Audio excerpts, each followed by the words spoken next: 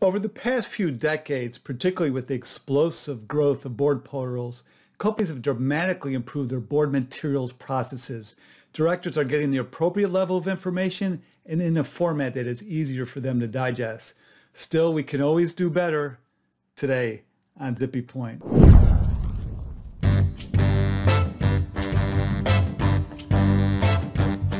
I'm Brock Romanek. I'm a big fan of U's.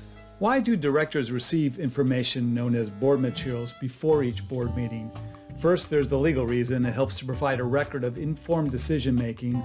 Second, you're looking to provide information in advance so that the time that the board spends together with management can be focused, analyzing, discussing, and deciding, not just watching presentations.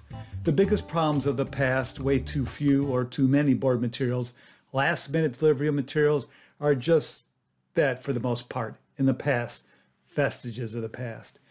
Here are the 9 biggest mistakes that some companies still make. 1. Not having a consistent look and feel. 2. Not using an organizational matrix. 3. Dumping in more because that's easy. 4. Holding up delivery until all the materials are in. 5. Summaries that don't properly explain. 6. Not including a CEO board chair cover letter. 7. Uninviting formatting. 8. Jargon in materials. 9. Leaving your crown jewels in the cloud. 1. Not having a consistent look and feel.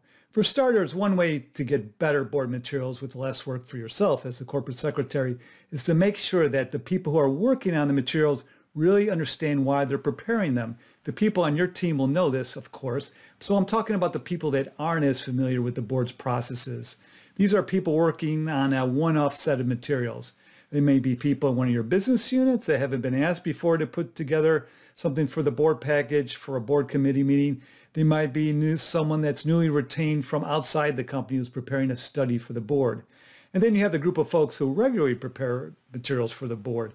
These people are key, of course, so include them in the scheduling process, in building your board calendar so that they can feel engaged about contributing to the board materials. They can learn the cadence of the board's processes. It's helpful to have some basic standards for your board materials. You don't need a 30-page memo of written rules, but it's wise to have some basic requirements in writing so that you can easily share, one-page list of bullets. And I do mean basic. The PowerPoints need to be on our company's PowerPoint design, for no other reason than the briefing materials have a consistent look. Provide some training about readability. Ask the people that put together the materials to pretend that they're the one being asked to read them. Do they like the look and feel of the materials? Do they seem inviting? Or does it just seem like a bunch of small print? Naming conventions are important. When you've got different teams contributing materials, you've got to remind everybody that everyone can't call everything the board book because everything is not the board book. You also want naming conventions that are clear to your directors so that when they open up the board portal, they can tell at a glance what a board meeting book it looks like, what a committee meeting book looks like, and what particular meeting, what date it's for. You want this kind of thing to jump out at them so they're not frustrated or confused. 2, not using an organizational matrix.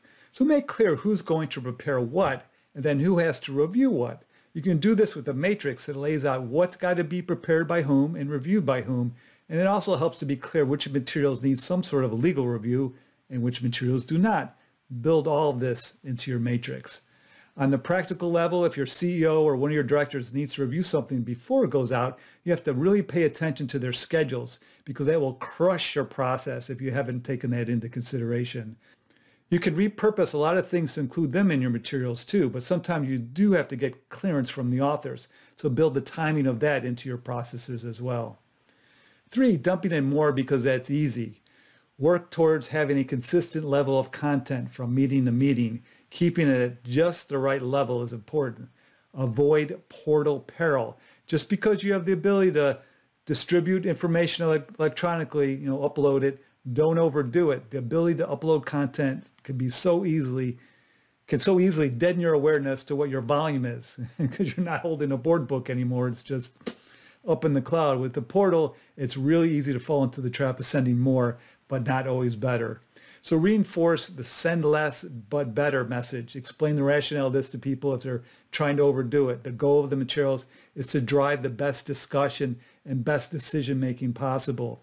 If a topic entails a voluminous set of materials, add a table of contents to the materials, breaking it up into subcategories and using different dividers.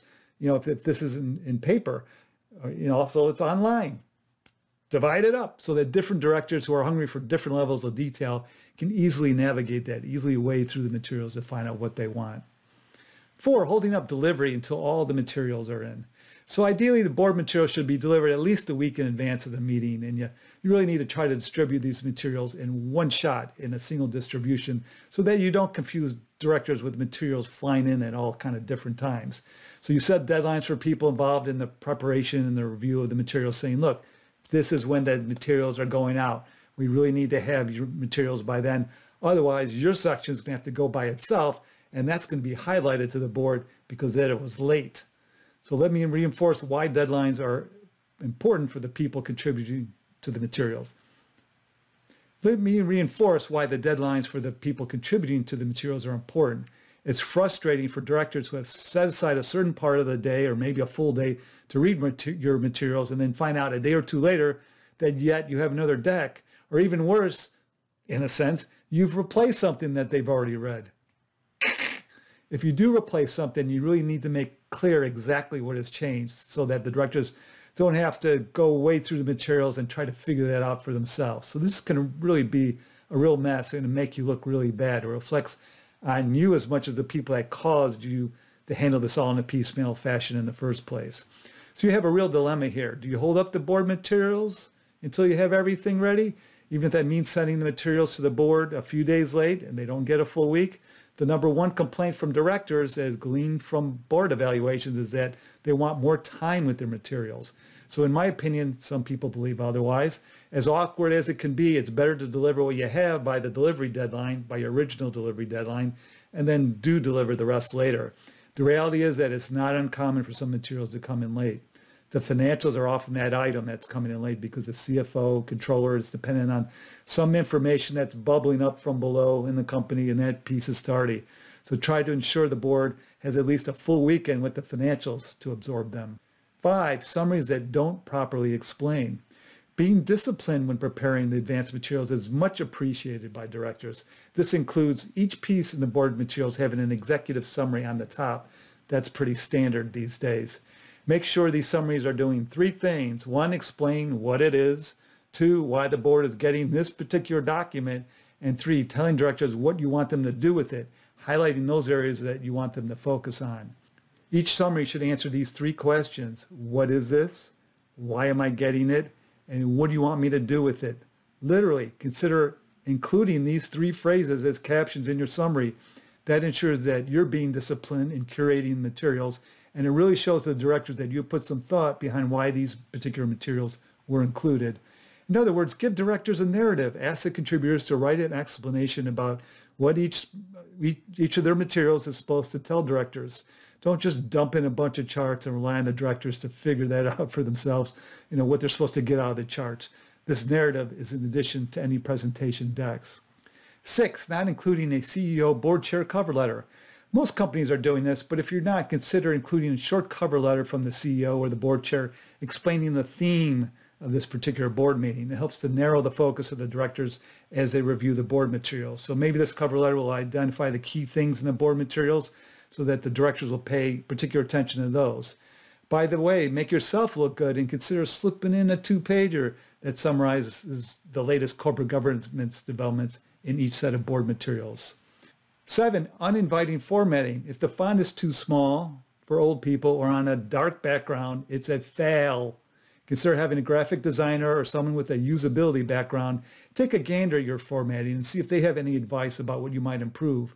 Include the executive summary format in this review. It might be time to tweak your standardized summary.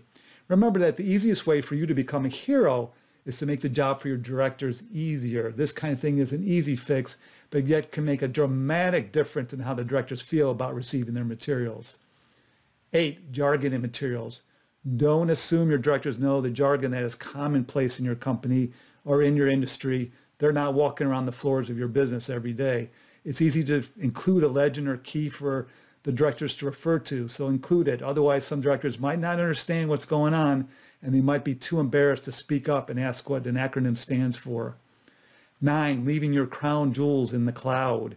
A pet peeve here. When it comes to board portals, do not count on them as being your sole source of housing your board documents. Don't let your portal be your sole source of truth and the home for your official version of your documents. What I'm saying here really is that you shouldn't archive all your materials for your past meetings on your board portal's provider's cloud. Don't leave those crown jewels on your board portal's provider's cloud. Don't make them any less secure than you have to. Archiving the materials on the portal for 1 or 2 years should be sufficient for directors. Remind them that if they need to access materials older than that, they could just ask you for them. In addition to security risks, you also have the risk that you're going to get locked in to using that particular board portal provider, and that they could take advantage of that. If you decide that someone else has a better portal, it's really hard to get your stuff off the portal that you're on and recreate your records if they have all your board documents and won't let them go. So you're going to want to put in place systems for housing your official final records somewhere else that's under your control. There's lots of online database, document housing, electronic tools, as well as document management tools you can take advantage of. But make sure it could be something, even something as simple as a shared folder might be able to work. But you got to make sure it's all very secure. That's the most important thing. One last tip: when you have a legal hold, your company is asked to preserve all forms of potentially relevant information in a pending lawsuit. Make any board information available to your litigators. One last tip: when you have a legal hold, your company is asked to preserve all forms of potentially relevant information for a pending lawsuit. Make any board information available to the litigators through something like Dropbox or Box, where you can share folders. This is more efficient than printing out and sending hard copies. You got to make sure that it's secure, of course.